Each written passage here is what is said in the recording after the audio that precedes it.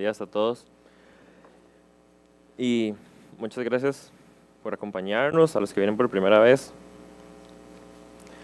Hoy vamos a estudiar Segunda de Tesalonicenses 3, del 1 al 5, y vamos a estar aprendiendo sobre la fidelidad del Señor que nos sostiene. Entonces, bueno, si quieren me acompañan al texto. Repito, Segunda de Tesalonicenses 3, del 1 al 5, y si no tienen una Biblia, pues aquí escribí el texto, pero sería mejor en sus propias Biblias. Esto es en Reina Valera. Entonces nada más voy a dar un poco de chance para que...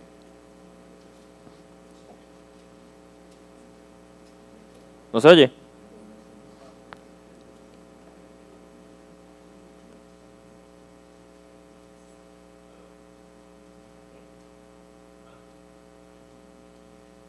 Perdón.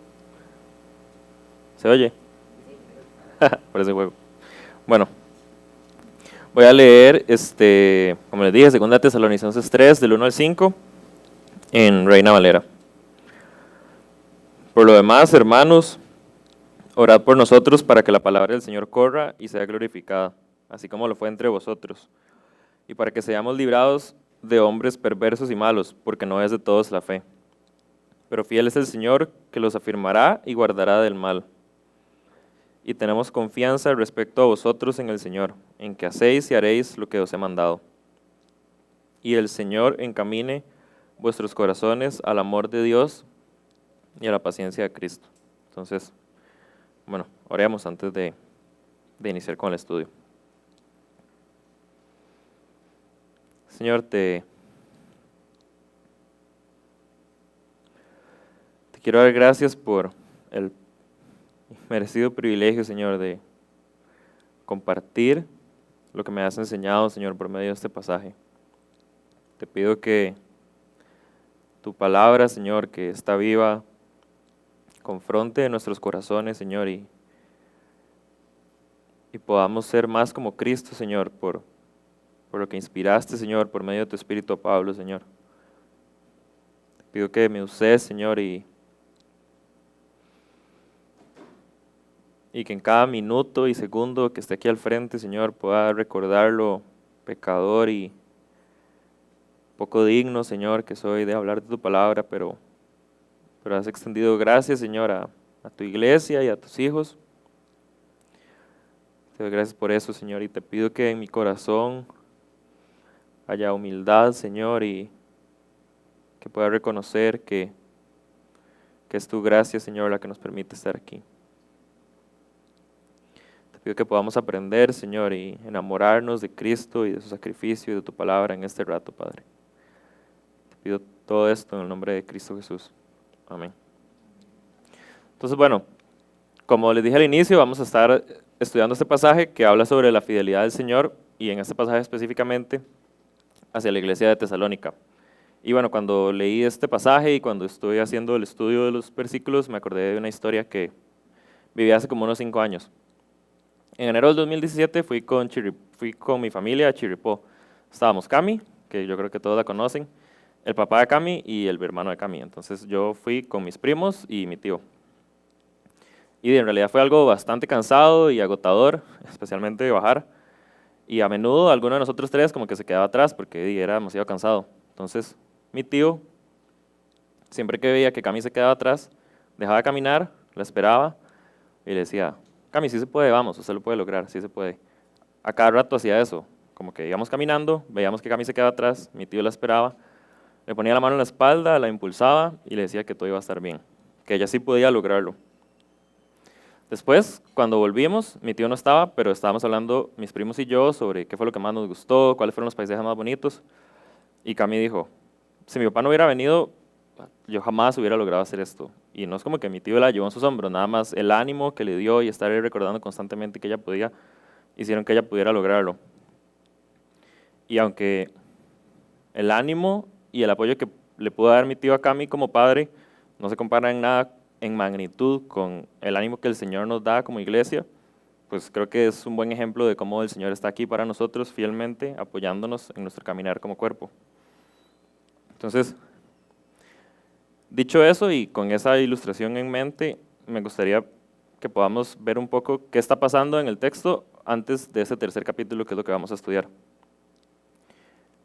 La carta la escribieron Pablo y él es el emisor, entonces o sea, se sabe que el que la escribió fue Pablo, pero en los primeros dos, en el primer versículo, perdón, Pablo establece, el de la carta, Pablo establece que él dice nosotros, Pablo, Timoteo y Silvano. Entonces, a pesar de que es Pablo el que está escribiendo por medio de la inspiración del Espíritu, ellos son los emisores, por así decirlo. Y eso es importante porque en el pasaje que tenemos y vamos a ver, Pablo habla en primera persona en plural, como podemos ver aquí en el primer versículo que dice por nosotros. Entonces, ese nosotros son ellos tres y es importante tenerlo en mente. Lo segundo es que esta, como pueden ver, es la segunda carta a los tesalonicenses. Entonces, en la primera, él les habla de temas sobre la segunda venida del Señor y lo vuelve a tocar en esta carta. En el primer capítulo les recuerda o les hace saber que está orgulloso y siente gozo por lo bien que han estado haciendo las cosas, por el crecimiento que ha tenido la iglesia en Tesalónica, y además han estado siendo perseguidos. Entonces Pablo les dice como que puedan tener ánimo, les alienta y les dice que aquellos que los están afligiendo hoy eventualmente serán afligidos, y que ellos que están siendo afligidos recibirán el alivio del Señor. Luego en el segundo capítulo, que está más relacionado a la primera carta, en la primera carta Pablo les dice a los tesalonicenses que la venida del Señor es, por así decirlo, inesperada. Literalmente dice que es como un ladrón, nadie espera cuándo va a venir un ladrón, va a ser en la noche, nadie sabe el momento ni la hora. Y algunas personas en Tesalónica se aprovecharon de eso para decir que el Señor ya había vuelto, pero ese no es el caso. Pablo nada más estaba diciendo como que es un momento inesperado, pero no necesariamente que ya sucedió. Entonces hubo falsos maestros que empezaron a decir, ya Cristo regresó. Entonces Pablo en el segundo capítulo les dice, como a pesar de que sea un momento inesperado, tienen que saber que hay ciertos eventos que tienen que pasar antes de que el Señor vuelva. Entonces a grandes rasgos les da herramientas para que puedan ser sacudidos, o no puedan ser sacudidos tan fácilmente de las falsas enseñanzas que están rondando en Tesalónica. Y dicho esas dos, o sea, eso es lo que pasa en los primeros dos capítulos, llegamos al tercer capítulo que inicia con esto.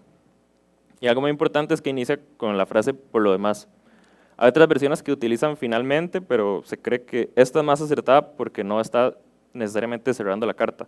Pero bueno, lo que quiere decir por lo demás, en una jerga coloquial, es como hablando de todo un poco o en otros temas, lo que nos da a entender que Pablo aquí está hablando de unas cosas en el primer y segundo capítulo y ahora se está enfocando en otras cosas, está haciendo un cambio de dirección y está tomando una dirección que es lo que vamos a ver. Entonces, bueno, eso es como el contexto que me gustaría que tengamos en mente para entrar a estudiar propiamente el pasaje. Y hay 4 verdades que me gustaría que recordemos hoy, y esas 4 verdades se pueden resumir en que la fidelidad del Señor se manifiesta cuando intercedemos por otras personas, cuando Él nos protege del mal y nos fortalece, cuando Él nos habilita a obedecerle y cuando Él nos guía. Bueno, perdón, aquí está lo del contexto. Me disculpo.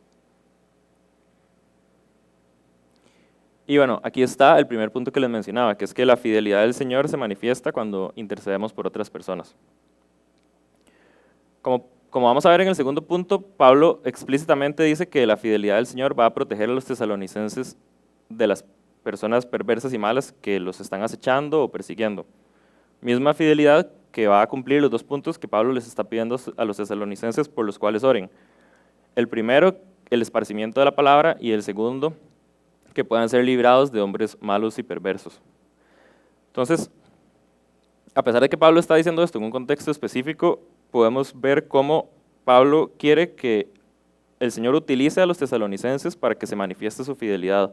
Él está invitándolos a que puedan orar por ellos en Corinto, o sea, Pablo, Silvano y Timoteo, para que la palabra del Señor sea esparcida y para que sean librados de hombres malos, de manera que así como el Señor está haciendo partícipes a los tesalonicenses de la fidelidad que el Señor está mostrando en Corinto, que es donde está Pablo, asimismo el Señor nos puede usar a nosotros para ser partícipes de la fidelidad de lo que pasa en otras personas, aquí mismo en la iglesia, pero también en personas que están lejos. Algo que me parece importante resaltar es que para Pablo es totalmente claro que el esparcimiento del Evangelio y la protección de la persecución están en las manos del Señor. Bien pudo haber dicho, envíen más recursos porque ocupamos comprar cosas que nos protejan de los perseguidores, o envíenos más personas que nos ayuden a anunciar las buenas nuevas, pero Él no dice eso. Él dice que por favor le pidamos al Señor que la palabra sea esparcida y que seamos protegidos de los hombres malos, confiando en que es el Señor y no ni su equipo en Corinto, ni la iglesia a la que le está escribiendo en Tesalónica, la que se puede encargar de que más personas acepten el evangelio o que menos personas dejen de perseguirlos o que la persecución sea menos hostil. Entonces, como dije, así como Pablo invita a los tesalonicenses a que sean partícipes de la fidelidad del Señor en sus vidas, así el Señor nos invita a nosotros a que seamos partícipes de la fidelidad, de su fidelidad en la vida de nuestros hermanos. Y nuestros hermanos podemos ser nosotros mismos orando los martes en el rato de oración para los hombres de martes en la mañana, pero también involucrándonos en la vida de nuestros hermanos y saber qué está pasando con ellos y poder orar. Es imposible que yo pueda orar por el yerno de don Dani si no sé que el yerno de don Dani está pasando por una enfermedad, y eso requiere un esfuerzo y requiere que nos comprometamos y nos involucremos con nuestra congregación para poder saber qué están pasando las personas. Pero además, el Señor está llamándonos a orar por aquellas personas que están en el campo y los misioneros. Este año, bueno, en octubre pudimos ver el caso de Fernando, que estaba misionero en Asia, y al menos para mí, y espero que no sé para ustedes, pero lastimosamente creo que así es, pareciera que a veces nos recordamos de que hay misioneros y oramos por personas como Fernando en octubre, para luego olvidarnos que él necesita nuestra oración durante los otros 11 meses del año. O constantemente Rebe está haciendo un esfuerzo por recordarnos que tenemos hermanos en Ucrania que están siendo perseguidos, tenemos hermanos en Ucrania que están sufriendo, y parece que necesitamos que Rebe nos esté recordando todos los domingos que ellos necesitan de nuestras oraciones para que nosotros lo hagamos. Entonces, realmente estudiar esto me dolió porque me hizo ver lo poco o lo a la ligera que me tomo de estar orando por mis hermanos, especialmente aquellos que están lejos, porque es fácil olvidarse de lo que no vemos y de las personas que no conocemos. Pero Pablo no está pidiendo que oren por ellos solo porque los conocen, está pidiendo porque la fidelidad del Señor sea manifestada. Entonces, me gustaría animarnos a que podamos orar en esas dos direcciones y que también seamos intencionales, que podamos orar en que la palabra del Señor sea esparcida y que más personas le conozcan, y que también podamos orar para que los hermanos que tenemos que están en lugares peligrosos puedan ser protegidos del mal y que el Señor pueda guardar sus corazones. Y sé que podemos hacer esfuerzos, podemos estar en estos tiempos buscando recursos en internet y ver qué iglesias están comprometidas. No sé si todos saben, pero Aarón trabaja con un ministerio que visibiliza a los hermanos que están siendo perseguidos, y estoy seguro que si le preguntamos, él nos puede contar de casos por los cuales podemos estar orando. Entonces, el primer punto es ese, que nosotros podemos ser partícipes y la fidelidad del Señor se manifiesta cuando intercedemos por otras personas. En el caso específico del texto, y lo que Pablo está pidiendo son las personas que están lejos y que están trabajando para su reino, pero eso no quiere decir que no podamos estar orando aquí, como mencioné, por el yerno de don Dani, por la salud de los hermanos que se enferman, por las personas que piden por un trabajo, etc. El segundo punto, o la segunda verdad que me gustaría que aprendamos, es que la fidelidad del Señor nos fortalece y nos protege del mal. Y esto lo podemos ver en el tercer versículo, que dice, pero fiel es el Señor que los afirmará y guardará del mal. Entonces, bueno, es importante ver que el versículo, aunque es corto, empieza con que el versículo empieza con pero, ¿verdad? Lo que quiere decir que hay una oposición a lo que está sucediendo antes. Y lo que está sucediendo antes en el versículo 2 es que Pablo les dice a los tesalonicenses que hay personas perversas y malas que los están persiguiendo porque no tienen fe. Pero el Señor los va a fortalecer y los va a proteger del mal. O sea, a pesar de que hay personas malas y a pesar de que ustedes están siendo perseguidos, como ya mencioné en el primer capítulo, el Señor los va a proteger y los va a guardar de estas personas. Y puede que pensemos que la persecución es una realidad lejana o distante a la nuestra, pero no necesariamente es el caso. Personalmente conozco personas que en sus hogares son maltratadas o no son recibidas de la misma manera porque vienen de un hogar católico y ahora son evangélicos. Incluso don Dani y doña Doris me contaron que hace unos años en el país habían como rótulos en todo lado que decían como, aquí somos católicos, no aceptamos su propaganda protestante. y yo no sabía, pero Mary me comentó que la clínica bíblica se tuvo que hacer porque no atendían a los evangélicos y ellos de ahí necesitaban cuidar su salud. Entonces, sé que esos son como casos lejanos y del pasado, pero eso no quiere decir que no haya persecución ahora. Y aunque la persecución no sea que nos están literalmente persiguiendo, tenemos una realidad aquí de que podemos ser hostigados o el ambiente se puede poner hostil cuando declaramos las verdades del Evangelio. Y especialmente en una sociedad en la que cada vez presiona más fuerte para que estas verdades no sean dichas. Como hemos estudiado en Génesis, que un hombre es un hombre, que una mujer es una mujer, que la vida de un bebé tiene valor, pero sobre todo la verdad más profunda que más ofende a las personas y a la sociedad, que somos pecadores, que no podemos solos, que no somos independientes como Adán y Eva lo creyeron, que necesitamos de un Salvador que redima nuestros pecados. Son verdades que el Señor nos llama a anunciar a las personas, como hemos estado aprendiendo en la iglesia, y en medio de esto podemos recordar que el Señor, que es fiel a pesar de estas personas y a pesar de que a la gente no le gusta oír el Evangelio y de que le ofende o le molesta, nos va a fortalecer y proteger del mal. Entonces, me parece, o al menos para mí, es un ánimo bastante fuerte de que sinceramente a veces me acongoja o no sé cómo hablarle a mis compañeros del trabajo sobre el Señor o en la casa, invitar a mis papás a la iglesia o decirles como, usted es un pecador y si no tiene a Cristo va a tener muerte eterna. Son cosas que nos dan miedo decir, pero no estamos solos y la fidelidad del Señor nos va a acompañar y nos va a fortalecer en medio de esto. Con el ejemplo de Cami, me parece que lo que estaba pensando es que Cami no necesitó hacer nada especial para que mi tío fuera a su rescate. Ella no tenía que ir a cierto ritmo para que mi tío dijera como, ok, yo le voy a ayudar si lo está haciendo demasiado bien. O solo si lleva 10 kilos de comida en el bulto, entonces yo le voy a ayudar. Es como, ella es mi hija y yo la amo y quiero que disfrute este paseo, ¿verdad? Y la voy a animar y la voy a apoyar para que ella pueda lograr esto. Entonces la segunda verdad es esa, que la fidelidad del Señor nos fortalece y nos protege del mal. Pero en el contexto en el que están los tesalonicenses, ellos están esparciendo el Evangelio. Y nos animó a que estemos en esa misma situación, a que estemos compartiendo el Evangelio o estas verdades que son incómodas y como mencionaba, que la sociedad cada vez presiona con más fuerza para que no digamos. Porque sí, pareciera que ser conservador y amar la Biblia y lo que dice cada vez se torna y se tornará más complicado en la sociedad. Y al menos a mí me da miedo, lo he comentado con Aarón, cuando veo videos de cosas que están pasando en Estados Unidos, de leyes que están pasando, me da miedo que eventualmente no pueda decir lo que pienso, que en unos años venga el gobierno y nos diga qué se puede decir aquí y qué no se puede decir, pero eso no importa, eso es confiar en nosotros, eso es confiar en el gobierno. Y el Señor nos está llamando a confiar en su fidelidad en medio de estas situaciones. La tercera verdad es que la fidelidad del Señor nos habilita a obedecer. Y lo podemos ver en el cuarto versículo, que dice, y tenemos confianza respecto a vosotros en el Señor, en que hacéis y haréis lo que os he mandado. En este punto, mientras Pablo continúa hablando de la fidelidad del Señor, menciona que él confía en él de que sus receptores, los tesalonicenses y hoy nosotros, podemos obedecer y seguiremos obedeciendo porque la fidelidad del Señor se ha manifestado en nuestras vidas. Porque el Señor es fiel, es que los tesalonicenses pudieron aceptar el Evangelio y pudieron hacer las cosas que Pablo les había ordenado. Y porque el Señor es fiel, ellos lo seguirán haciendo. Pablo no dice que confía en los tesalonicenses, ni siquiera que confía en él mismo de que les enseñó buena doctrina. Confía en el Señor de que ellos han obedecido y lo seguirán haciendo. Perdón. Entonces, para el caso personal, me parece que es una gran lección de humildad al recordar que no ha pasado todavía un solo día en que hayamos abierto nuestras Biblias y leído nuestras Biblias, que hayamos orado.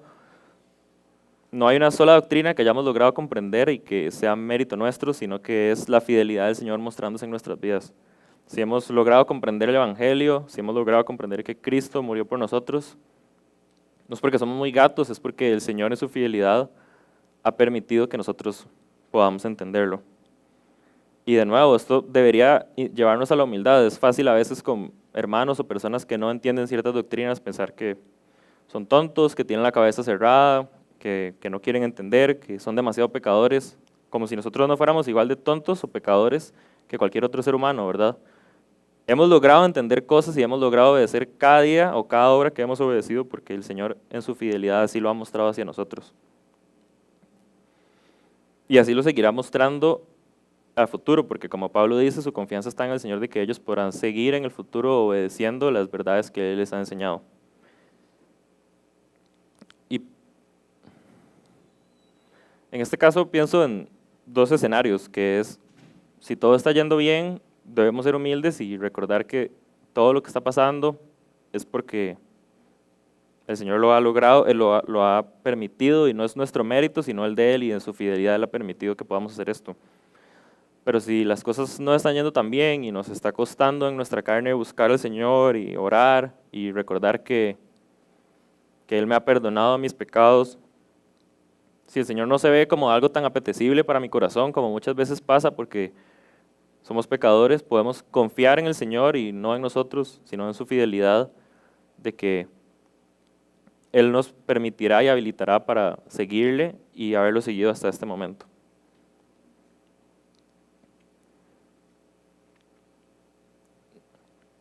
Y me gustaría nada más como animarnos a todos a que podamos entender y recordar que es por la fidelidad del Señor que hoy estamos aquí, que si hay algo que ustedes hayan entendido o si el Señor ha impactado sus vidas en este pequeño rato, en algún momento es por su fidelidad, no porque están poniendo mucha atención o porque yo sea muy hábil para hablar, así como Pablo no confió en sus palabras cuando enseñó a los tesalonicenses, sino en el Señor de esas palabras.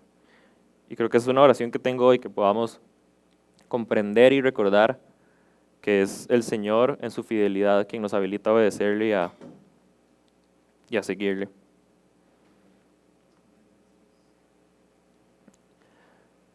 Y la cuarta verdad es que la fidelidad del Señor nos guiará. Esto lo podemos ver en el 5º versículo, que dice, y el Señor encamine vuestros corazones al amor de Dios y a la paciencia de Cristo. Una vez más, Pablo señala quién es el que los va a guiar, no dice que ahorita voy a ir a Tesalónica y les voy a enseñar cómo es eso, o voy a mandar a Timoteo para que les muestre cómo sus corazones se tienen que encaminar a la paciencia de Cristo. O vamos, ustedes pueden encaminarse al amor de Dios. Está confiando en que el Señor va a ser quien encamine y lleve nuestros corazones a este punto. Y me parece sumamente importante que repasemos o recapacitemos qué son el amor de Dios y la paciencia de Cristo, para saber a dónde quiere llevar el Señor nuestros corazones. En Romanos 5:8, que no está ahí, pero aquí lo tengo, Pablo expresa que Dios muestra su amor por nosotros en que cuando éramos pecadores, Cristo murió por nuestros pecados. Tal vez es como un versículo cliché a veces en las iglesias, pero demuestra perfectamente el amor que Dios tiene por nosotros, en que estamos corriendo con todas nuestras fuerzas, alejándonos de Dios y con todos nuestros deseos, buscando la muerte eterna, y el Señor envió a su Hijo para que no muriéramos y pudiéramos tener una relación con Él. Salió de su comodidad y vino a la tierra a su incomodidad. Por amor a nosotros y por amor a su nombre, el Señor dio a su Hijo amado para que podamos tener una relación con Él y nuestros pecados puedan ser perdonados. Y ese es el amor al que el Señor nos va a guiar, pero estamos amando así, en la iglesia amamos así, somos desprendidos, abnegados, serviciales. Todas las cosas lindas que leen los versículos de amor suenan muy lindas, pero ¿realmente somos así? Creo que esos versículos, lejos de inspirarnos, deberían confrontarnos para ver cómo estamos siendo y examinar nuestros corazones. Cuando alguien nos pide un favor, ¿le servimos con amor o hacemos caras? La mayoría del tiempo yo hago caras. Y mi mamá lo sabe muy bien. Pero amamos de una manera abnegada. Cuando alguien nos pide algo, estamos pensando en que yo le hice un favor a doña Ana, entonces ella me debe algo. O yo le hice un favor a doña Ana porque Cristo me ama y porque Cristo la ama. Al menos a mí me parece que, sin hablar por ustedes, yo no amo de esta manera, de una manera tan abnegada, sin dejar nada en la mesa y nada más entregándome por amor a los demás. El sábado pasado, que se casaron Ariel y Pau, estaba hablando con don Dani y me dijo, eventualmente el Señor le va a mandar a alguien, pero después de eso me dijo, solo hay un mandamiento que he tenido que cumplir mientras he estado casado, y es amar a doña Doris como Cristo amó a la iglesia. Y todavía no lo he logrado hacer. Es tan difícil siempre que ella esté de primero y siempre amarla más. O sea, para mí no hay nadie que ame más a su esposa que don Dani a doña Doris. Es impresionante. Y que él pueda reconocer su pecado y recordar que ni aún así, con el amor que al menos yo desde afuera veo, él ama a doña Doris como Cristo amó a su iglesia, como Cristo nos ha amado a nosotros. Entonces,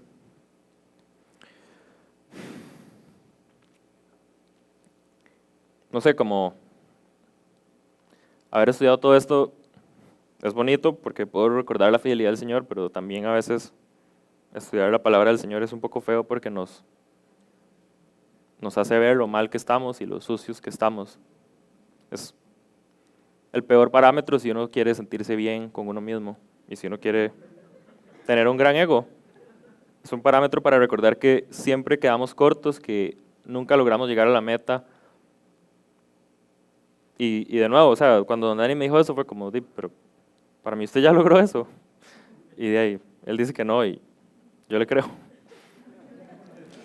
Y el segundo aspecto es la paciencia de Cristo, que de nuevo podemos conocer, no podemos conocer mayor paciencia y otras versiones dicen perseverancia que la que Cristo mostró. Soportó persecución, tentación, dolor, maltrato, insultos y un dolor físico inexplicable. O sea, no sé, yo me rompo una uña y estoy llorando y el Señor soportó un maltrato físico más allá de lo que nosotros podemos imaginar. La tentación que soportó no tiene ninguna comparación. O sea, ninguno de nosotros, que yo sepa, ha pasado 40 días sin comer dedicado nada más al Señor. O sea, yo he tratado de ayunar y cuando llevo un día y medio ya en serio es como un reto. Y el Señor lo hizo por 40 días. O sea, la intensidad de la tentación cada vez se pone más dura. Y el Señor hizo todo esto, de nuevo, por amor a su nombre y por amor a nosotros. Llegó a la cruz y entregó su vida voluntariamente, como aprendimos en Semana Santa, simplemente por amor a nosotros. No ha habido nadie que haya perseverado más que Cristo. Y de nuevo, ¿nosotros perseveramos así o desistimos con facilidad? Yo a veces en las noches no leo la Biblia porque tengo sueño. Y a veces no leo la Biblia porque tengo hambre. Pero después comemos y no leo la Biblia porque estoy muy lleno. Pero la verdad es que no leo la Biblia porque soy un pecador que no quiere buscar al Señor. En mi mente siempre hay un motivo para no buscar al Señor. Y los motivos siempre parecen ser demasiado buenos. Estoy cansado. Hoy trabajé mucho. Mary me está llamando. No sé. Cami necesita ayuda. Mi mamá me está pidiendo un favor. Todo siempre parece motivos demasiado buenos. Pero si los motivos son demasiado buenos, creo que evidencia que en nuestro corazón tal vez tiene más importancia que buscar al Señor y conocerlo.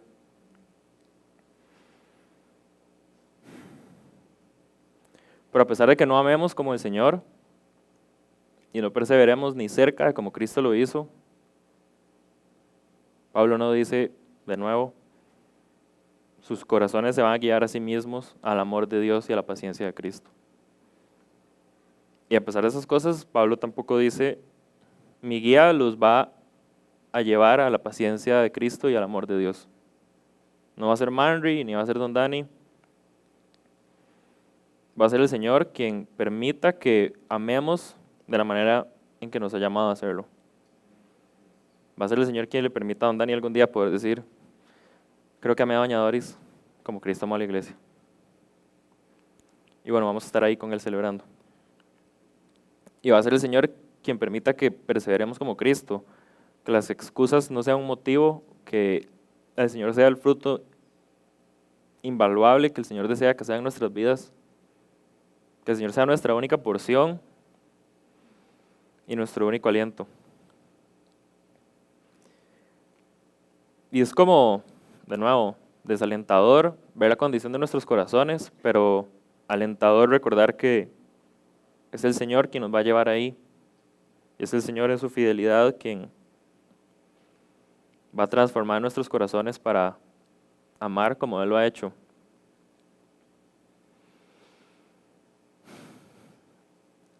Y a veces es como, me parece la salida fácil, pienso yo, nada más decir, pidamos al Señor, pero no hay nada más que podamos hacer.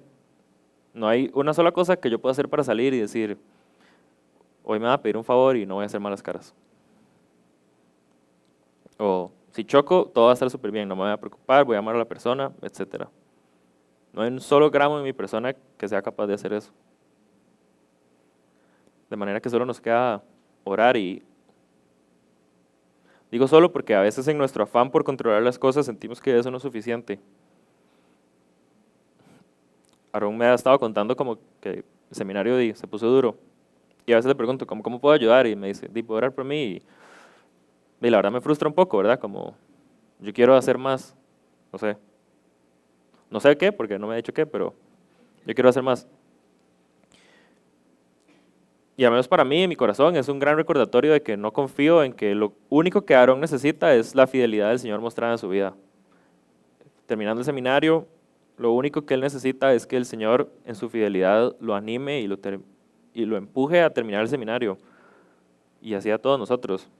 Don Dani no necesita que yo vaya a Alemania y le cure al yerno. Necesita que el Señor en su fidelidad lo aliente a él y a su hija y a su familia. Entonces, para concluir,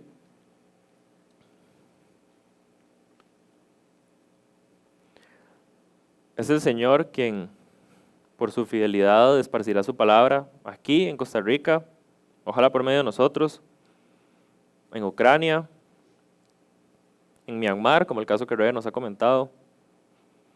Es el Señor quien protegerá a nuestros hermanos del mal en Ucrania, quien protegerá a nuestros hermanos del mal en Costa Rica. Es la fidelidad del Señor la que va a sostener a esta iglesia cuando sea perseguida. Es la fidelidad del Señor la que nos va a dar las herramientas para soportar la persecución cuando con más intensidad toque nuestra puerta. No va a ser ni este edificio, ni blindarlo, ni hacer protestas. Va a ser la fidelidad del Señor la que nos va a sostener cuando la persecución se ponga fea en nuestras vidas personales o como congregación. O cuando por la fidelidad del Señor podamos enviar a algún misionero a otro lado y sea perseguido, su fidelidad lo va a sostener a él, a su familia y a todos nosotros aquí desde lejos. Pero también va a ser la fidelidad del Señor la que nos va a ayudar a mantenernos humildes cuando las cosas vayan bien, para recordar que Él nos ha permitido obedecerle y para acudir a Él en confianza y confiando nada más en Él, en que podemos salir, podemos acercarnos a Él. De que cuando las cosas estén mal no tenemos que salir del hueco con nuestras propias fuerzas. Hace poco leí un libro que Mary me recomendó que me impactó mucho porque decía que cuando caigo en un pecado y me escondo porque tengo vergüenza o temor del Señor, estoy diciendo que yo creo que hay una manera en la que puedo arreglar mi situación con Dios. Si me emborraché y digo, ok, voy a esperar una semana. En una semana creo que se me pasa el remordimiento que tengo para poder acercarme al Señor. O sea, lo que estoy diciendo es que para conseguir el perdón del Señor lo que tengo que hacer es esperar una semana y no el sacrificio que ya fue dado de Cristo. Entonces, si la situación con el Señor no está bien, recordemos que Él nos ha llamado con sus brazos abiertos a correr hacia Él, que podemos confiar en su fidelidad. No tenemos que esperar una semana para que todo mejore. No tenemos que ir a hablar con 20 personas y contarles 20,000 cosas para ya ser merecedor del perdón del Señor. Eso es poner requisitos al Evangelio que el Señor nunca le puso. Y por último, la fidelidad del Señor nos va a guiar a que nuestros corazones amen como Él amado, como Él amó a su iglesia, desinteresadamente, pero también a que perseveremos como Cristo lo hizo, hasta la muerte, como Pablo anima a sus discípulos a correr hasta que ya no les quede nada. Y creo que eso es un llamado a que seamos cristianos de lunes a domingo y no solo el domingo de 10:30 a 1, que perseveremos con todas nuestras fuerzas en nuestro hogar, en nuestro trabajo, que dejemos que la fidelidad del Señor se manifieste en la vida de otras personas por el privilegio que nos ha dado de orar por ellas, pero también que se manifieste en nosotros directamente. Y nada más quería que pudiéramos estudiar estas cosas y recordarnos a todos que estamos aquí porque el Señor en su fidelidad nos ha amado, es fiel a sus promesas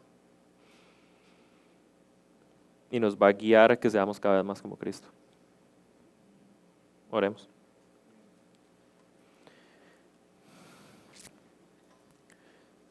Señor, te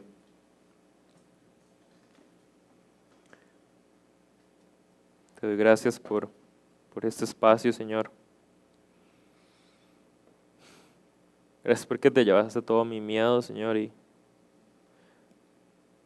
mi temor y mis nervios, Señor.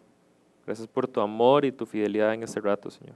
Gracias por esta amada, Señor, iglesia y congregación que nos ha regalado a todos, Señor. Gracias por esta familia. Pero en especial, Señor, como nos ha enseñado Manri, Semana Santa, gracias por el regalo de Cristo, Señor.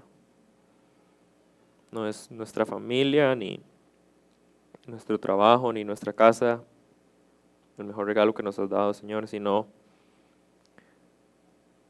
el regalo de Cristo, Señor, de que nuestros pecados sean perdonados y que podamos correr a tus brazos, Señor, sin abismos de por medio, Padre. Gracias por tu fidelidad, Señor, para esta iglesia. Gracias porque has traído gente nueva, Señor. Gracias porque por tu fidelidad hemos visto tu mano, Señor, y tu amor en esos poco más de 4 años, Señor. Y gracias porque tu fidelidad, Señor, nos sostiene y nos sostendrá, Señor. Que podamos recordar que tu fidelidad nos sostiene y nos lleva a obedecer, Señor. Y nos sostendrá en medio de la persecución y nos sostiene, Señor, en nuestros hogares o nuestros trabajos y si hay hostilidad, Padre. Te pido que nos des ese amor, Señor, en nuestro corazón, como el tuyo, para amarnos, Señor. Y te pido que este domingo, Señor, podamos reflexionar en esto cuando salgamos, Señor, que recordar tu fidelidad no se acabe ahora, a mediodía, Padre, sino que sea algo en lo que podamos meditar todo el día, Señor. Que podamos tener un domingo en el que se hace el centro, Señor, y no una parte del día, Padre. Que podamos compartir ahora, Señor, con nuestros hermanos y amarlos, Padre. Te pido todo esto en el nombre de Cristo Jesús. Amén.